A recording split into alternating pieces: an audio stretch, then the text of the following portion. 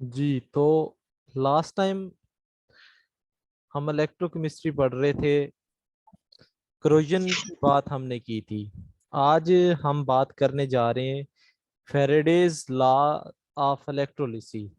Electrolysis Faraday के laws थे, बल्कि एक लॉ नहीं, दो लॉ थे। तो उनकी हमने बात करनी है। फेरेडेज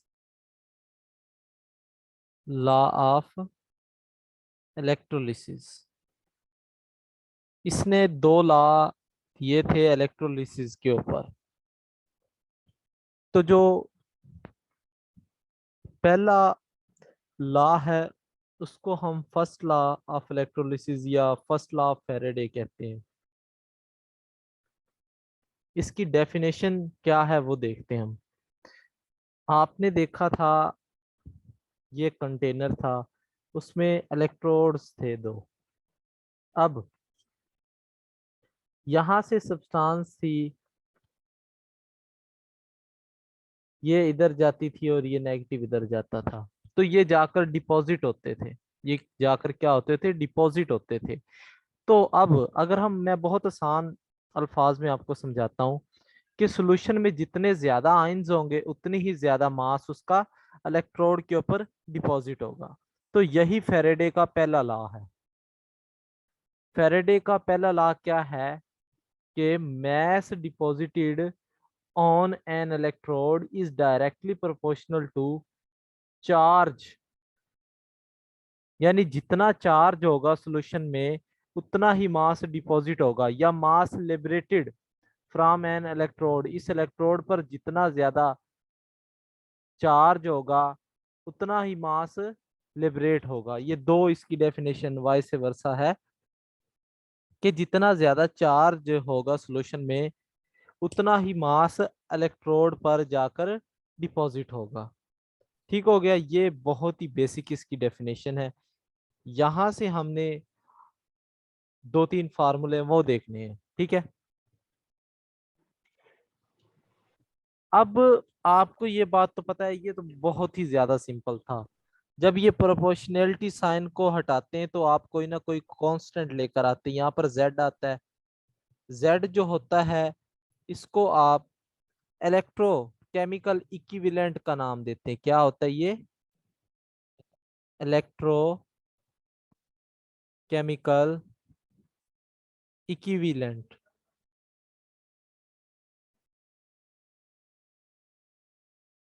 इसके बारे में अगर हम बात करें तो इसका फार्मूला होता है जेड का ई ओवर एफ। ई यहाँ पर आपने पहले भी पढ़ा है, इक्विवेलेंट मास है। ई यहाँ पर इक्विवेलेंट मास होता है। इक्विवेलेंट मास क्या होता है ये आप पढ़ चुके हैं। मोलर मास को वैलेंसी फैक्टर से डिवाइड करना होता है। और एफ के बारे में भी आपको मालूमात है। Faraday's constant, charge on one mole of electron. तो एक मोल इलेक्ट्रॉन के ऊपर जो चार्ज होता है वो फैराडे का कांस्टेंट होता है एफ। तो इन दोनों के बारे में आपको मालूमात है जी। इसकी रेशो जो होगी वो होगा आपके पास इलेक्ट्रोकेमिकल इक्विवेलेंट। फार्मूला है आपके पास M is equal to Z into Q. और क्यू के बारे में भी आपको इंफॉर्मेशन है। Q is equal to I into T, हमने ये पीछे पढ़ा हुआ है। और जेड किसके इक्वल है ये भी आपको पता है, ई ओवर एफ। यहाँ पर फार्मूले में अगर हम ये दोनों वैल्यूज पुट कर दें तो क्या होगा? हम M is equal to E over F into I into T. तो ये फार्मूला हमारे पास ड्राइव हो जाएगा। अब इसको मजीद हम मॉडिफाई कर सकते हैं। मिसाल के तौर पर कैसे, वो देखते हैं हम। आपको पता है z किसके इक्वल होता है? Molecular weight. अगर मैं इक्विवेलेंट वेट क्या होता है ये आपको पता है ना? Molecular weight over valency factor x, उससे डिवाइड कर दें तो आपको पता है molecular weight over valency factor into F. तो ये फार्मूला होता है जेड का। ठीक हो गया जी। और आपको ये बात तो पता है m is equal to Z into I into T. ये हम पीछे देख चुके हैं अभी। z की यहां पर मैं अगर वैल्यू पुट करूं, मॉलिक्यूलर वेट ओवर x यानी valency factor into f into I into T. अब यहां पर क्या होगा, ये मॉलिक्यूलर वेट है और ये मैस है। अगर इसको नीचे डिवाइड कर दें तो ये क्या निकल कर आ जाएगा, mass over molecular weight is equal to I. जी कोई इशू है? आतिया मुनीर, ये अपना माइक ऑफ करें। तो मैस ओवर मॉलिक्यूलर वेट जो होता है, ये आपको पता है number of mole, number of moles होते हैं। तो आपको अगर करंट पता है, टाइम पता है, और आपको एन का पता है, एन मीन यहाँ पर एक्स है जो वैलेंसी फैक्टर, इसका पता है, और फेरेडे के कांस्टेंट का तो ऑलरेडी आपको पता है, तो आप नंबर ऑफ मोल्स कैलकुलेट कर सकते हो। तो नंबर ऑफ मोल्स का फार्मूला हो गया I into T over N, sorry X F. तो ये आपके पास नंबर ऑफ मोल्स का फार्मूला हो गया। अब आप देखना चाहते हैं कि थोड़ पर कितने मोल्स हैं और एनोड पर कितने मोल्स हैं, तो आपके पास फार्मूला ये है। देखिए ये चीजें आपको सीख मिलेंगी नहीं, तो इसलिए इसको अच्छे से समझ लें। आई इंटू टी, इससे हमने 3-4 फार्मूले डिराइव कर लिए, एक्स इंटू एफ। ये तो जनरल है ना, हमें तो नहीं पता किस इलेक्ट्रोड की आप बात कर रहे हैं सर, ये तो हमें बता दें। तो यहां से अगर देखें तो करंट तो सेम पास करेगा और टाइम भी, लेकिन जो सब्सटेंस डिपॉजिट होगी, जैसे यहां पर थी, जो सब्सटेंस डिपॉजिट होगी, यहां पर Na हो रहा था और यहां पर क्लोराइड था, तो वो उनका जो एक्स फैक्टर है वो भी हमने देखना होता है, वो क्या है। ठीक है। अब यहां पर जरा गौर करें, तो एन जो है वो इनवर्सली प्रोपोर्शनल है वैलेंसी फैक्टर के। अगर मैं ऐसे कहूं कि थोड़ पर जो मोल डिपॉजिट हो रहे हैं वो इनवर्सली प्रोपोर्शनल है कि थोड़ पे जो सब्सटेंस डिपॉजिट हो रही है उसके वैलेंसी फैक्टर के, और एनोड पर जो सब्सटेंस डिपॉजिट हो रही है वो इनवर्सली प्रोपोर्शनल है उसके वैलेंसी फैक्टर के। इक्वेशन 1 और इक्वेशन 2 को कंपेयर करवा दें जरा, तो ये आपको मिल जाएगा N of cathode over N of anode is equal to valency factor of A over valency factor of C. तो ये वो फार्मूला है जिससे आप कैथोड पर या एनोड पर नंबर ऑफ मोल्स कैलकुलेट कर सकते हैं। आप मास कैलकुलेट कर सकते हैं, नंबर ऑफ मोल्स आप कैलकुलेट कर सकते हैं। ठीक हो गया जी। करंट मालूम कर सकते हैं, टाइम मालूम कर सकते हैं, ये सारी चीजें आप इस फार्मूले से मालूम कर सकते हैं, चार्ज मालूम कर सकते हैं। ये था फेरेडे का फर्स्ट लॉ।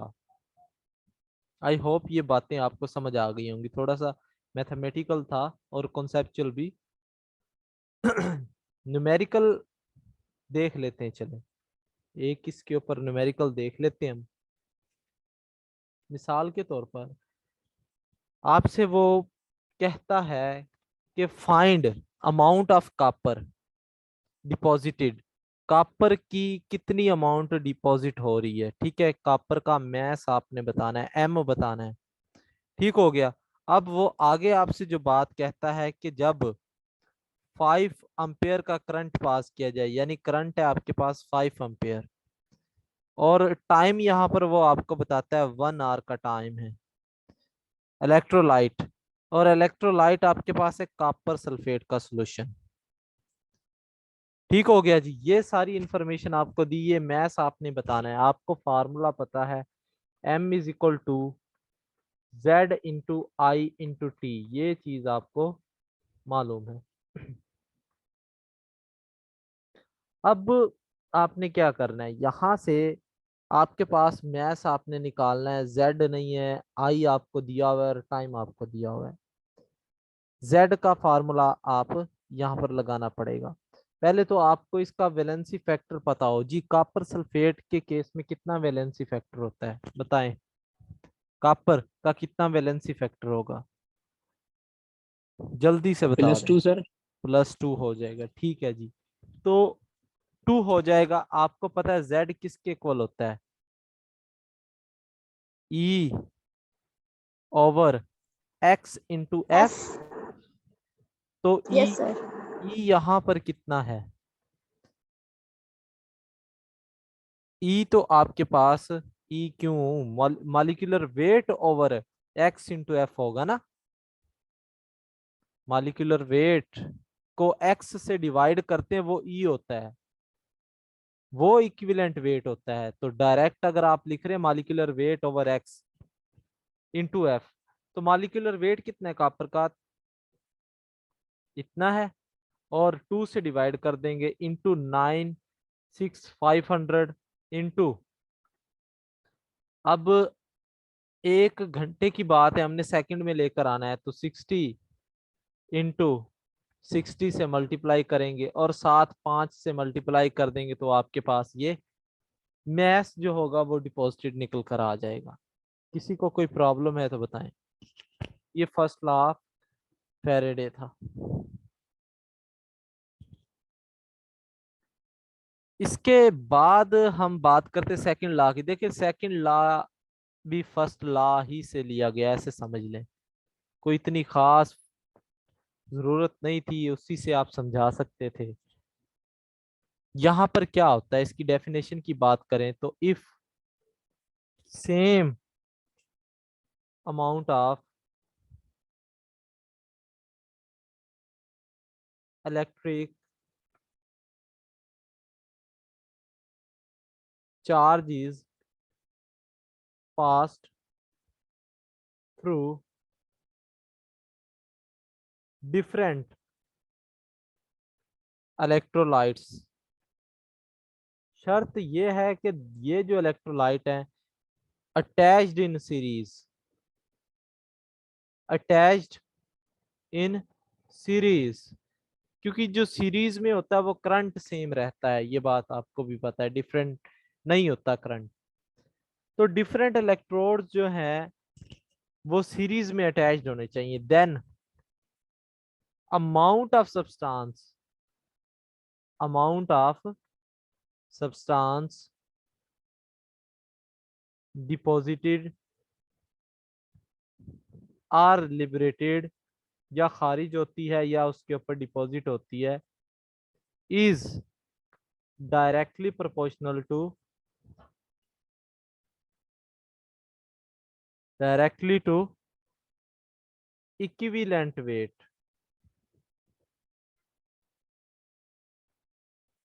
वो किसके डायरेक्टली होगा, इक्विवेलेंट वेट के जो सब्सटेंस है आपके पास डिफरेंट, मैं कहूँ कंटेनर हैं, उनमें डिफरेंट डिफरेंट इलेक्ट्रोड्स हैं। यहाँ पर है जिंक सल्फेट, यहाँ पर है कॉपर सल्फेट,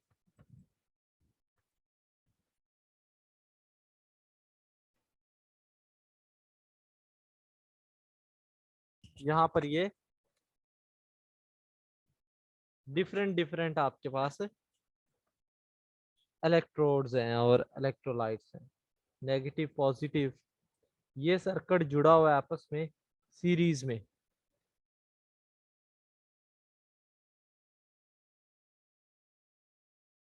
ठीक है जी, ये सीरीज में जुड़ा हुआ है, यहाँ पर नेगेटिव है।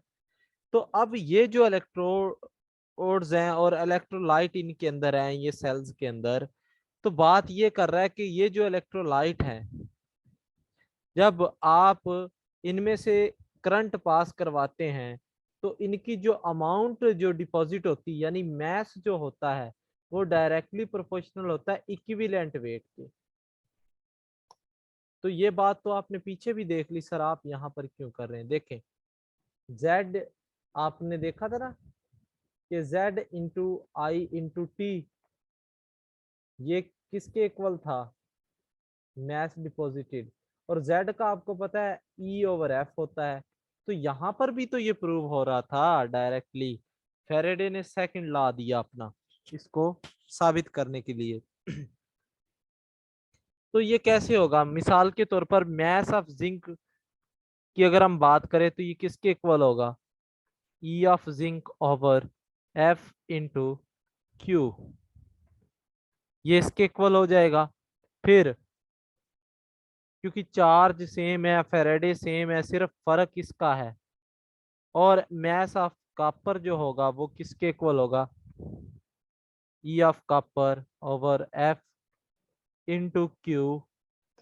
इक्वेशन 1 और इक्वेशन 2 को अगर हम देखें, इनको डिवाइड कर दें, mass of zinc over mass of copper, तो ये भी कैंसल, ये भी कैंसल, तो ऊपर बचेगा equivalent weight of zinc over equivalent weight of copper.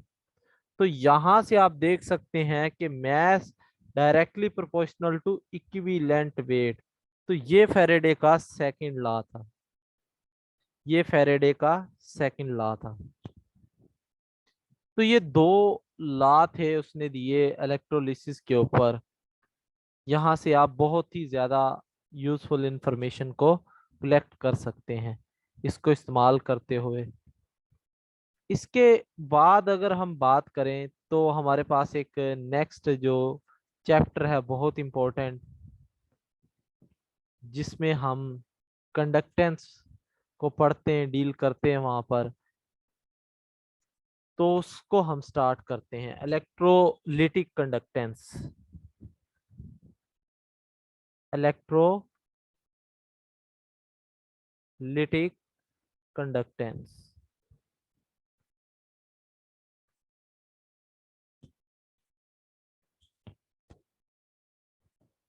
कंडक्टोमेट्री तो एक एक्सपेरिमेंट होता है, ये है इलेक्ट्रोलिटिक कंडक्टेंस। देखिए जो भी चीजें पढ़ा रहा हूँ ना आपको, मेरे पास बहुत ही ज्यादा डिटेल में लिखी हुई हैं, और मैंने खुद से लिखी हैं ये चीजें, मतलब डिफरेंट चीजों को कंसल्ट किया है, तो मैंने ये खुद से सारा मटेरियल लिखा हुआ है। तो आप लोगों को मेन मेन चीजें पढ़ाई जा रही हैं, यानी जो बहुत ज्यादा इंपॉर्टेंट है। बाकी नॉलेज लेना है तो आपके पास बुक्स हैं, पीडीएफ्स हैं, यूट्यूब है, गूगल है, कॉन्सेप्ट्स आपको मैं पूरे प्रोवाइड कर दूंगा। नॉलेज आप जरूर लें, ठीक है, जितना भी नॉलेज आप ले सकते हैं वो जरूर लें। मेरे लेक्चर्स तक ना रहें कि सर ने जो बात कह दी वो हरफ आखिर है, ऐसा कभी भी ना सोचें। अगर कोई बंदा ब्रेक लगा देता है अपने नॉलेज को तो वो आगे नहीं बढ़ सकता। तो ये बात याद रख लें, अगर आपने खुद को ब्रेक लगा दी, मैं खुद अभी आपको मैंने ना कभी मौका मिला तो मैं आपको थर्मोडायनेमिक्स पढ़ाऊंगा दोबारा, और फिर आप कहेंगे सर ये कौन सी थर्मोडायनेमिक्स थी जो आपने हमें नहीं पढ़ाई। मेरे पास एक पूरा फोल्डर लिखा हुआ है थर्मोडायनेमिक्स के ऊपर, उसमें सारी थर्मो है, और वो थर्मो है जो मैंने आपको नहीं पढ़ाई थी। कभी मैं कार्नेट साइकिल आपको पढ़ा दूं ना तो आप कहेंगे सर ये तो दुनिया ही और है। तो इंशाल्लाह कोशिश होगी वो भी मैं देखूंगा, थर्मोडायनेमिक्स और ये सारी चीजें जो है। हालांकि अभी भी 11 से 12 लेक्चर है हमारे थर्मोडायनेमिक्स के ऊपर, आप अंदाजा कर लें, 11 से 12 लेक्चर हैं। और उनमें भी आपकी जो थर्मो है वो नहीं होते जो बेसिक स्टूडेंट होते हैं, जो आप समझे हायर लेवल की आपको थर्मो नहीं अभी पढ़ाई, वो इसलिए पढ़ाई है ताकि पीपीएससी में से आपका एक भी एमसीक्यूज ना रहे उसमें से, और उसी में से एमसीक्यूज आते हैं। नॉलेज के लिए तो आपको पता नहीं क्या क्या पढ़ना पड़ेगा, नॉलेज जिस बंदे में नॉलेज की भूख है वो बंदा कामयाब है। देखें, अब इलेक्ट्रोलिटिक कंडक्टेंस की बात करते हैं। इसमें इसको स्टार्ट करने से पहले कंडक्टेंस क्या होती है ये आपको पता है, मूवमेंट ऑफ फ्री आइंस, यानी आइंस की मूवमेंट को या इलेक्ट्रॉन्स के फ्लो को कंडक्टेंस कहते हैं। तो दो तरह के कंडक्टर हो सकते हैं हमारे पास, एक होता है मेटेलिक कंडक्टर और दूसरा हो सकता है इलेक्ट्रोलिटिक कंडक्टर। पीपीएससी में से ये सवाल पूछा गया था कि जो आयनिक कंपाउंड होते हैं उनमें कंडक्टेंस किस वजह से होती है, तो उनमें फ्री आयंस की वजह से होती है। कुछ लोग ये समझते फ्री इलेक्ट्रॉन्स ही हैं और उन्हीं की वजह से कंडक्टेंस होती है, तो वो मेटल्स के केस में होती है बात। तो मेटेलिक कंडक्टर में जो इलेक्ट्रिसिटी पास होती है या करंट फ्लो होता है वो due to free electrons. Free electrons होते हैं, इसमें आयंस नहीं होते।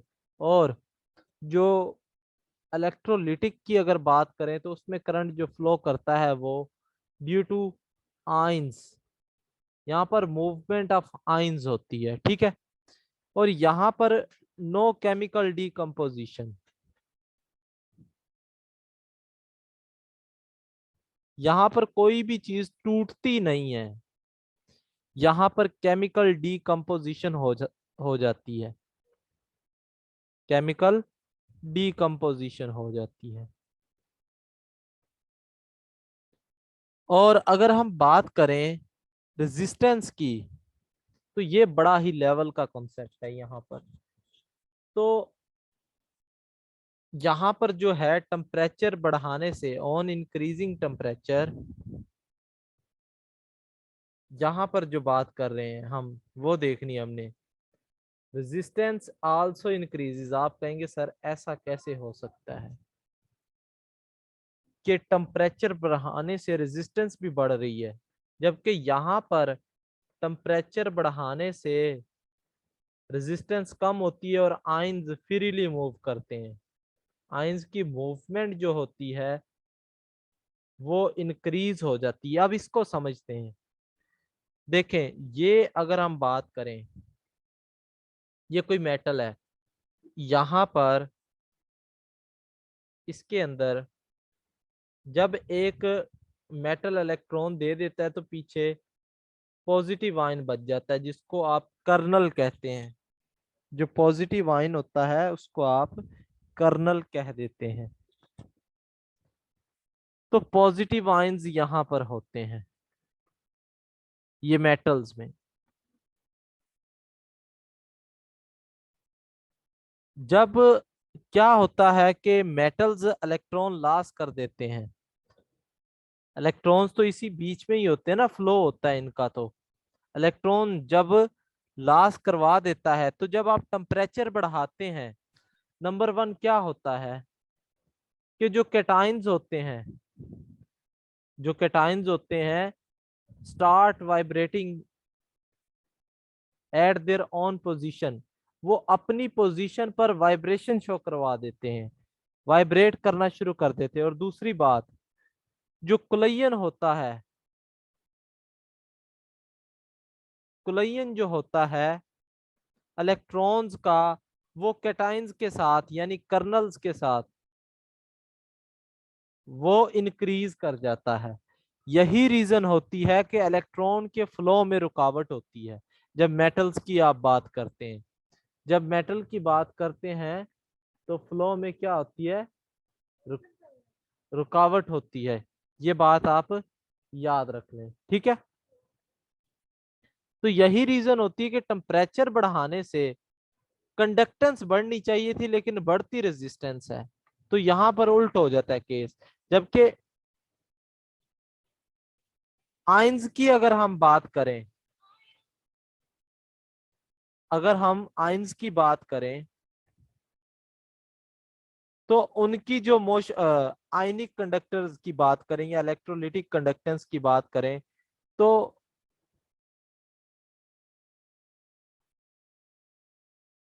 आवाज आ रही है आप लोगों को?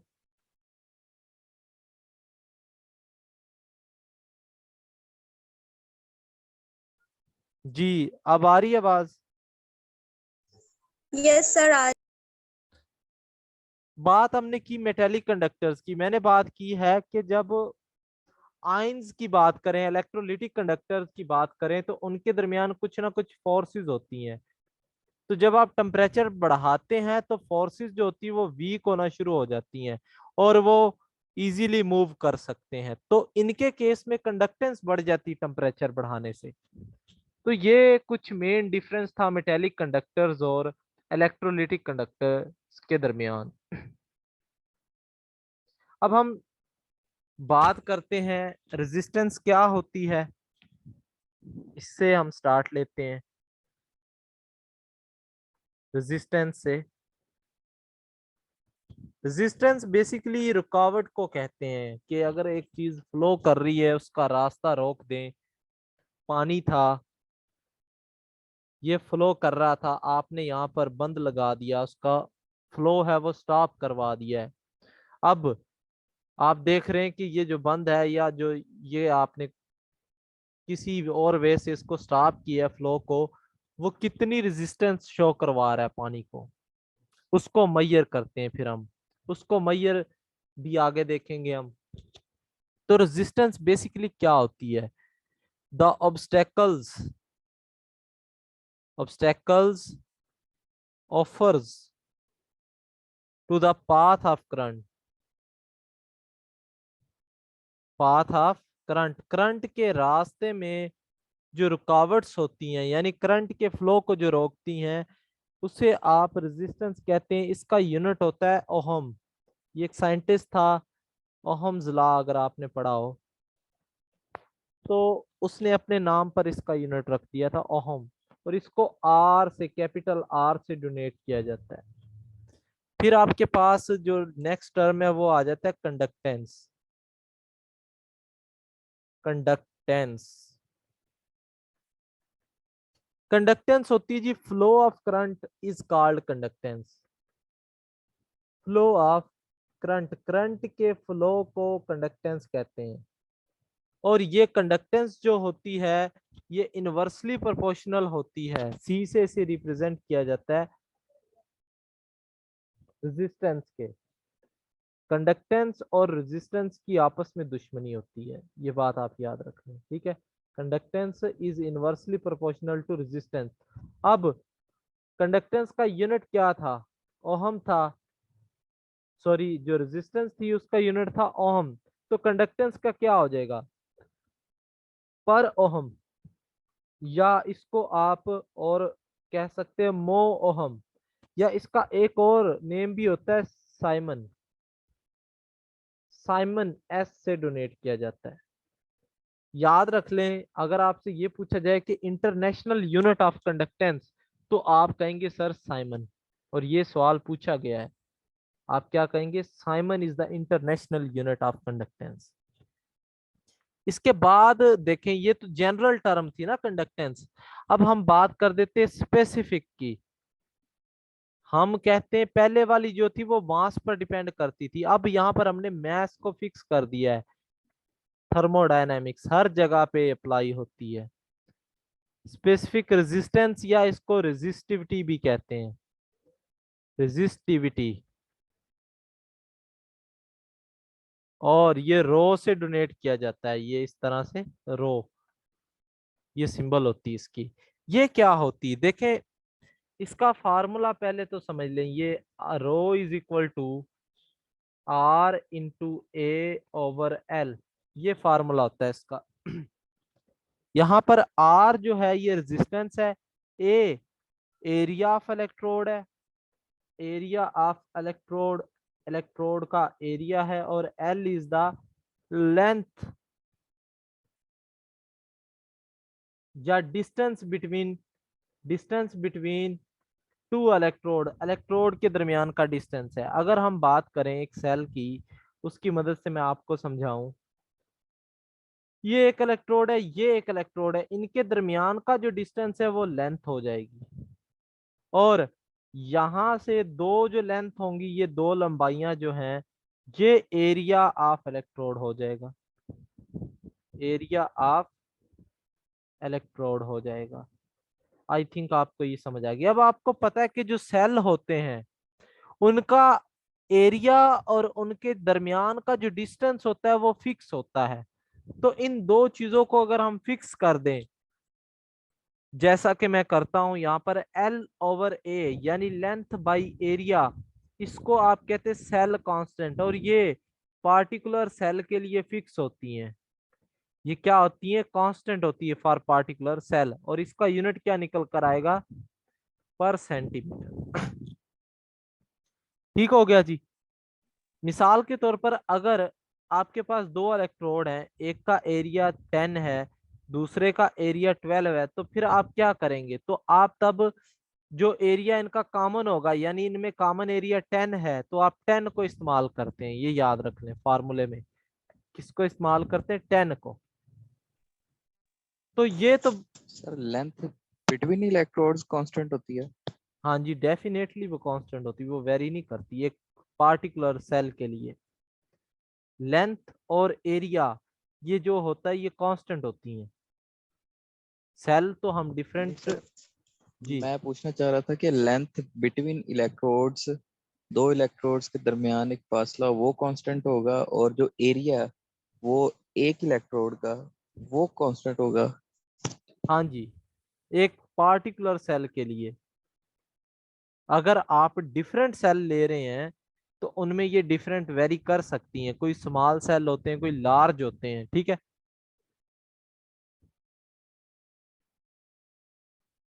तो जो बात हम कर रहे हैं नेक्स्ट, वो है रेजिस्टिविटी की। अब बात करते हैं हम। देखें, इसका फार्मूला मैंने आपको पहले लिखवा दिया, R × A/L। अगर आपको यहां से नजर आ रहा हो कि एरिया की जो लंबाई होती है वो सेंटीमीटर स्क्वायर होती है, और जो लेंथ होती है इसकी सेंटीमीटर होती है। अगर इन दोनों को मल्टीप्लाई कर दिया जाए, area into R, area into length, तो ये बन जाएगा सेंटीमीटर क्यूब। ठीक है। तो ये होता है volume of electrolyte. Volume of electrolyte कहते हैं इसको। मीटिंग एंड हो जाए तो आप लोगों ने दोबारा से ज्वाइन करनी है। ठीक है। अब यहाँ पर हमें यह पता चल गया कि 1 सेंटीमीटर वॉल्यूम यहाँ पर यूज हो रहा है। 1 सेंटीमीटर की बात करें, सेंटीमीटर क्यूब की, तो रेजिस्टिविटी या स्पेसिफिक रेजिस्टेंस क्या होगी?